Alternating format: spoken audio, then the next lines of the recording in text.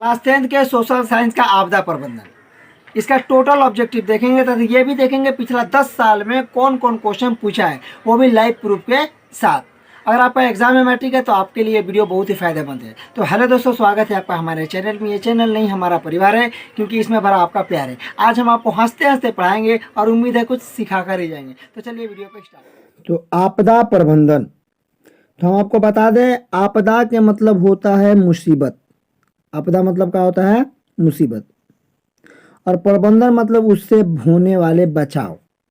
इसको इंग्लिश में disaster management कहते हैं।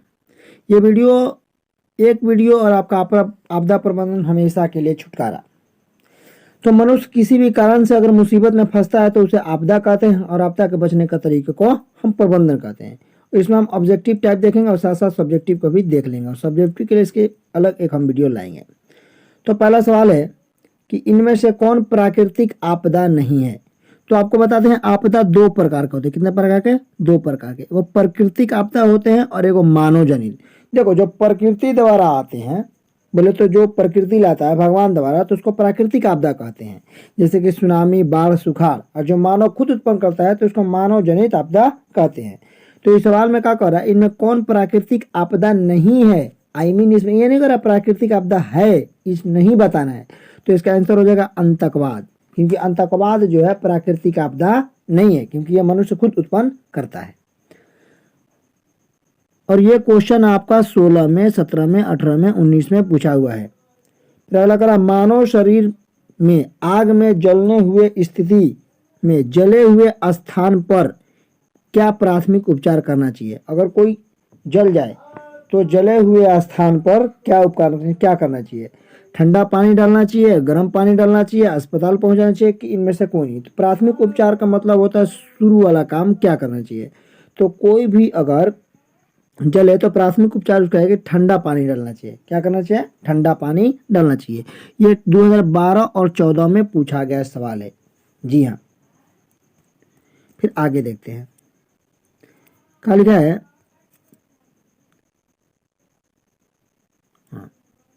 भूपटल के नीचे, भूपटल माने जमीन, धरती, तो भूपटल के नीचे वह स्थल जहाँ भूकंप का जन्म होता है। देखिए, भूपटल के नीचे वह स्थल जहाँ भूकंप का क्या होता है?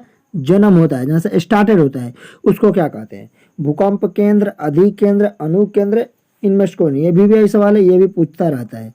तो बताइए उसको हम क्या कहते हैं जहाँ पर भूकंप का जन्म होता है? तो उसको हम कहते हैं भूकंप केंद्र, क्योंकि वो उसका केंद्र हुआ, तो उसको हम क्या कहेंगे? भूकंप केंद्र। तो जहाँ भूकंप का जन्म होता है उसको हम क्या कहेंगे? भूकंप केंद्र। आकर इनमें से कौन मानव जनित आपदा है? अब ये बताएं, जो मानव उत्पन्न करता है तो उसे मानव जनित आपदा कहते हैं। अब बाढ़ मानव लाएगा? बिल्कुल ना। सुखाड़ लाएगा ना। चक्रवात ना। आतंकवाद, आतंकवाद क्योंकि मनुष्य उत्पन्न करते हैं, इसलिए यह हो जाएगा मानव जनित आपदा। जी हाँ।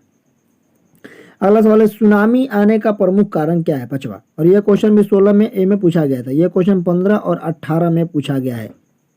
यह कह रहा, सुनामी का प्रमुख कारण क्या है? आखिर सुनामी का कारण क्या है? समुद्र में भूकंप आना, स्थलीय क्षेत्र में भूकंप आना, द्वीप पर भूकंप आना, इनमें से कौन?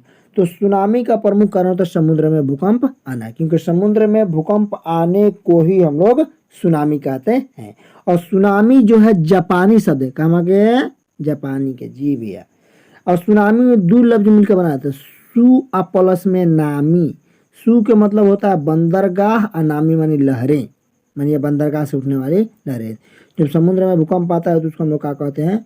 सुनामी कहते हैं। तो ये 5 क्वेश्चन हुआ। और आगे क्वेश्चन हम बढ़ते हैं।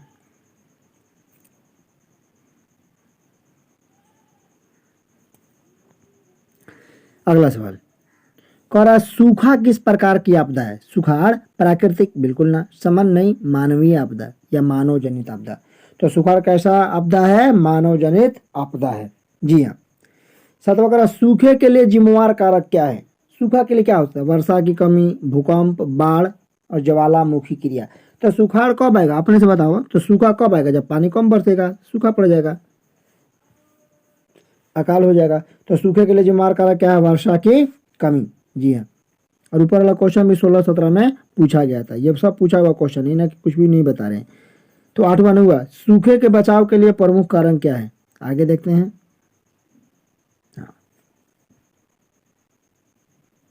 थोड़ा सा जब हटा रहे हैं तो ब्लर कर रहा है, ये मत समझिएगा कि वीडियो ऐसा है। अच्छा क्लियर है। नदियों को आपस में जोड़ देना, वर्षा जल संग्रह करना, बाढ़ की स्थिति उत्पन्न करना, इनमें से कोई नहीं। तो बताइए सूखे के लिए जिम्मेवार कारक क्या होगा? तो 9वां का आंसर हुआ बी, वर्षा जल संग्रहण करना। जहाँ वर्षा को जल को स्टोर किया जाता है तो वहां से अपने क्या होता है, सुखाड़ उत्पन्न, उसको रोका जा सकता है। 10वां VVI क्वेश्चन है, 14 में पूछा था, बार बार पूछता है। 26 दिसंबर 2004 को विश्व के किस हिस्से में सुनामी आया था? तो बंगाल की खाड़ी। कहाँ पर आया था? बंगाल की खाड़ी पर आया था। 26 दिसंबर 2004 को क्या आया था? तो हम क्या बता रहे थे, 26 दिसंबर 2004 को विश्व के किस हिस्से में भयंकर सुनामी आया था? तो बंगाल की खाड़ी। इस क्वेश्चन को 2-3 फेज में पूछता है, थोड़ा सा ब्लर करने के कभी कभी ऐसा हो जा रहा है कि मैं समझो क्वेश्चन वैसा है। चलो ठीक है, 1 मिनट रुकिए, हम आपको देखते हैं। थोड़ा कभी कभी ब्लर कर दे रहा। चलिए अब ठीक हो गया। तो कह रहा क्या हो जाएगा, बंगाल की खाड़ी। ये क्वेश्चन को 2-3 टाइप से पूछता है। पहला क्वेश्चन ऐसे पूछ देता है नू कि मतलब कि 26 दिसंबर 2004 को क्या आया था? तो सुनामी आया था। कहाँ आया था? बंगाल की खाड़ी में। कब आया था? तो 26 दिसंबर 2004 को। 3 क्वेश्चन ऐसे क्रिएट होते हैं और ये 2014 में पूछा हुआ क्वेश्चन है। 11 भूकंप से पृथ्वी की सतह पर पहुंचने वाले पहली तरंग को क्या कहते हैं? बताइए, भूकंप से पृथ्वी की सतह पर पहुंचने वाली सबसे पहली तरंग को किस नाम से जाना जाता है? पी तरंग, एस तरंग, एल तरंग, टी तरंग। अब बताइए किस तरंग को। आपको बता दें, तरंग जो होते हैं 3 होते हैं। एगो पी तरंग होता है, एगो एस तरंग होता है, एगो एल तरंग होता है। सबसे पहले पहुंचता है पी, इसको प्राथमिक तरंग बोलते हैं। सबसे पहले पहुंचता है तो खैर पी तरंग मार देंगे। और सबसे खतरनाक तरंग जो होता है एल तरंग होता है, सबसे डेंजर एल तरंग। इसको हिंदी में कहते हैं दीर्घ तरंग। तो हम समझ गए कि सबसे पहली तरंग को क्या हो जाएगा, पी तरंग। पी से पहले ना हो बराबर।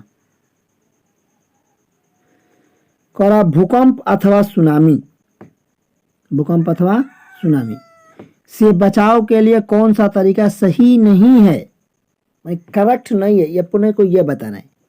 भूकंप का पूर्व अनुमान गंभीरता से लेना, भूकंप निरोधी भवनों का निर्माण करना, गैर सरकारी संगठनों की राहत कार्य हेतु तैयार रहना, भगवान भरोसे बैठे रहना। अब अपने दिमाग से बताइए, आपका दिमाग क्या कर रहा है कि भूकंप अथवा सुनामी से बचने का कौन तरीका सही नहीं है, करेक्ट नहीं है। तो हमको लग रहा है भगवान भरोसे बैठे रहना, क्योंकि कोई भी काम भगवान भरोसे थोड़े बैठे रहिएगा। अब एक देख के वो कहानी याद पड़ रहा, कहने लगेंगे तो वीडियो लंबा हो जाएगा, बाद में कभी सुनाएंगे। तो भगवान भरोसे बैठे रहना, क्योंकि भगवान के भरोसे नहीं, घर में आग लगा बैठे रहा, भगवान नहीं तो बीते ही। अच्छा हिम्मत करो तब ना मदद करेंगे। वैसे तो कहा होता है हिम्मत मर्दा मदद खुदा। सुनामी किस स्थान पर आता है? समुद्र में। सिंपल, क्योंकि समुद्र में भूकंप आने को ही हम लोग क्या कहते हैं, सुनामी। और एक क्वेश्चन देखिए 19, 18, 17, 14 पूछा हुआ क्वेश्चन, रिपीटेड क्वेश्चन, भी आई। अगर पूछे भी आई तो वेरी वेरी इंपॉर्टेंट, इन्हें के भुलाइल भटकलाई। भी आई वेरी वेरी इंपॉर्टेंट। तो आगे बढ़ते हैं। 14वां क्वेश्चन कह रहा है कि बस्ती या मकान में आग लग जाए, बस्ती या मकान में आग लग जाए तो हमें क्या करना चाहिए? फायर ब्रिगेड को बुलाना चाहिए, दरवाजे खिड़कियां लगाना चाहिए, खेतों में भाग जाना चाहिए। तो भाई फायर ब्रिगेड जो आग को बुझाता है, अग्निशामक यंत्र, उसको हमको बुलाना चाहिए। पता हुआ, ये VVI क्वेश्चन है, ये भी VVI है। मलबे के नीचे दबे हुए लोगों को पता लगाने के लिए किस यंत्र की मदद करते हैं? दूरबीन, इंफ्रारेड कैमरा, हेलीकॉप्टर, टेलीस्कोप। इसका आंसर होगा इंफ्रारेड कैमरा। जी हाँ, मलबे के नीचे दबे हुए लोगों को पता लगाने के लिए इंफ्रारेड कैमरा का उपयोग किया जाता है। क्लियर? कोई दिक्कत बा? तो चलिए बढ़ते हैं आगे। जरा तस्वीर से तो निकल के सामने आ मेरी महबूबा। 16वां, बाढ़ के समय निम्नलिखित किस स्थान पर जाना चाहिए? बाढ़ आए तो ऊंची भूमि वाले स्थान पर, गांव के बाहर जाना चाहिए, जहां है वहीं से स्थान पर रहना चाहिए ताकि बाढ़ में डूब जा, खेत में जाना चाहिए ना। तो बाढ़ के समय किस स्थान पर जाना चाहिए? ऊंची भूमि वाला स्थान पर। ये 14 और 16 में पूछा हुआ क्वेश्चन है और एकदम आसान है और इनमें से पूछता ही क्वेश्चन है। आग में जलने की स्थिति पर, पहले का सवाल पूछ दिया, आग में जलने की स्थिति पर जले हुए स्थान पर क्या करना चाहिए? सिंपल, ठंडा पानी डालना चाहिए। क्या करना चाहिए? ठंडा पानी डालना चाहिए। जी हाँ। 18वां क्वेश्चन, सामान्य संचार व्यवस्था बाधित होने का प्रमुख कारण क्या है? सामान्य संचार व्यवस्था बाधित होने का कारण क्या है? केबल टावर का टूट जाना, संचार टावर की दूरी में कमी, इनमें से कोई नहीं। तो 18वां का आंसर क्या हो जाएगा? तो केबल टावर का टूट जाना। ये इंपॉर्टेंट क्वेश्चन है, ये भी पूछता है। जी हाँ। तो समान संचार बाधित होने के कारण केबल का टूट जाना, दिमाग में रखिएगा। संचार का सबसे लोकप्रिय साधन क्या है? सार्वजनिक telephone, mobile, walkie talkie, radio. तो संचार का लोकप्रिय साधन अगर आपको पूछे तो मान लीजिएगा सार्वजनिक टेलीफोन, और ना सर मोबाइल, तो मोबाइल जो वर्तमान में है, पहले टेलीफोन ही चलता था। तो संचार का सबसे लोकप्रिय साधन क्या है? सार्वजनिक टेलीफोन। और पूछा कि वर्तमान का सबसे लोकप्रिय साधन, तो मारते हम मोबाइल। जी हाँ। विश्वागरा, कृषि सुखाड़ होता है जल के अभाव से, मिट्टी में नमी के अभाव से, मिट्टी में क्षय के कारण, मिट्टी के लवणता के कारण। तो बताइए इसका आंसर क्या होगा? तो सिंपल, जल के अभाव में। अरे भैया पानी न रहेगा तो कृषि सुखाड़ ना होगा, खेत में पानी ना कृषि सुखाड़, कोई दिक्कत हो? फिर कह रहा आगे, बाढ़ से अधिक हानि होती है। बाढ़ से अधिक हानि किसको होती है? तो कह रहा है 1 नंबर में, फसलों को, पशुओं को, भवनों को, इनमें सभी। देखिए हानि तो बाढ़ से सबको होता है, लेकिन सबसे ज्यादा किसको होता है ये आपको बताना, सबसे अधिक। देखो पशु है तो भाग्य जाएगा, कहीं ना कहीं होगा हानि लेकिन बचेगा। भवन है, जरूर है, बाढ़ है तो सब घर नहीं गिरता है, घर कम ही गिरता है, पानी में सूख लेता है, मट्टी का घर गिर जाता है। लेकिन फसल जो है बर्बाद होना पक्का है कि बर्बाद होइबे करेगा, कि पानी इतना आ गया बाढ़ से, जा खेत में मैं पानी खत्म, फसल खत्म। तो बाढ़ से सबसे अधिक हानि किसको होता है? इसको हम मार देंगे फसलों को। सुनामी प्रभावित क्षेत्र में मकानों का निर्माण कहाँ करना चाहिए? मानी जहाँ सुनामी है, जैसे समुद्र में भूकंप आता है तो सुनामी है, तो भवन का निर्माण, घर का निर्माण कहाँ करना चाहिए? समुद्र तट के निकट, समुद्र तट से दूर, समुद्र तट से दूर ऊंचाई पर, इनमें से कोई नहीं। तो 22वां का आंसर क्या हो जाएगा? सिंपल बात है, दूर नहीं करेंगे, ऊंचा स्थान पर ताकि पानी ना पहुंचे। मान ली सोचिए भूस्खलन, हाँ धरती फट जाता है मकान से अंदर, भूस्खलन वाले क्षेत्र में ढलान पर मकानों का निर्माण करना क्या कहलाता है? तो बताइए क्या होगा? अनुचित। उचित नहीं होगा भाई, ढलान पर तो क्या होता है कि पहाड़ पर से पत्थर गिरता है, गिरते गिरते आगे गिर जाएगा, इसलिए अनुचित होगा। ढलान वाले क्षेत्र पर नहीं बनाना चाहिए, भूस्खलन वाले क्षेत्र में जहाँ भूस्खलन होता है।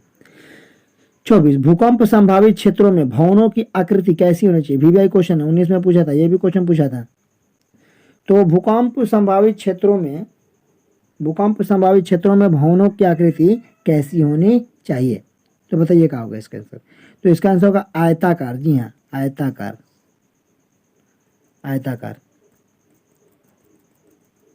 25वां देखते हैं, निम्नलिखित में कौन प्राकृतिक आपदा है? निम्नलिखित में कौन प्राकृतिक आपदा है? इसको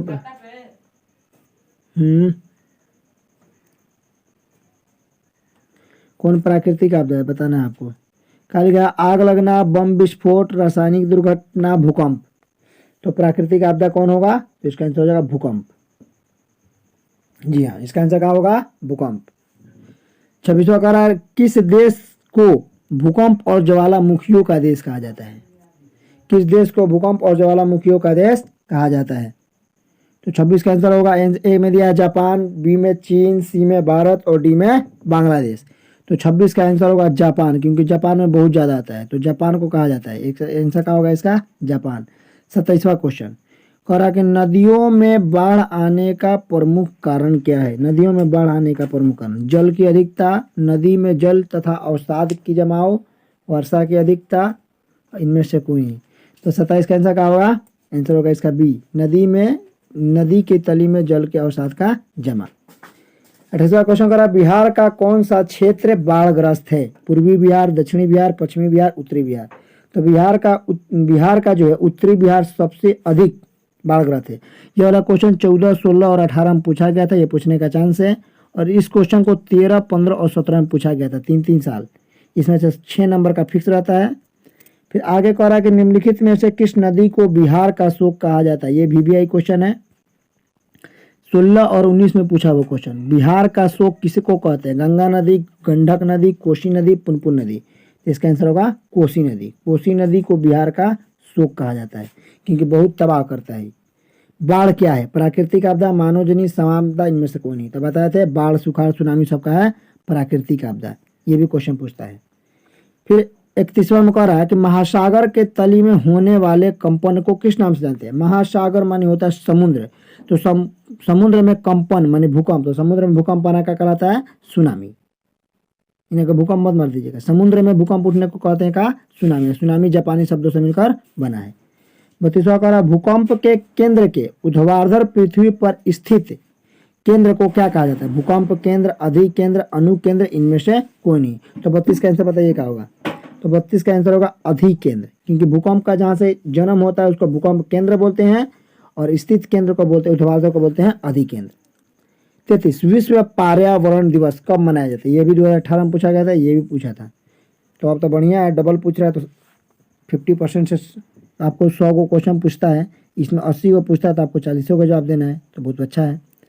विश्व पर्यावरण दिवस कब मनाया जाता है? 5 अप्रैल को, 5 जून को, 5 अगस्त को कि 5 अक्टूबर को? तो याद रखिएगा 5 जून को। जी हाँ, 5 जून को विश्व पर्यावरण दिवस मनाया जाता है। 34वां कह रहा भारत में अत्यंत विनाशकारी माने सबसे खतरनाक भूकंप कब आया था? 1934 में, 1948 में, 1967 में और 1990 में। ये 19 में पूछा हुआ क्वेश्चन था, तो ये था 1934 में। तो टोटल मिला के आपको हम 34 क्वेश्चन बताएं। इसके अगेन आपदा प्रबंधन में इससे अधिक क्वेश्चन ना पूछेगा। जितना टिपिकल पूछेगा 100% इससे अब बाहर ना पूछेगा, इसी में से पूछेगा। तो ये वीडियो आपके लिए फायदेमंद है। चलिए, अच्छा लगा वीडियो तो लाइक कीजिए।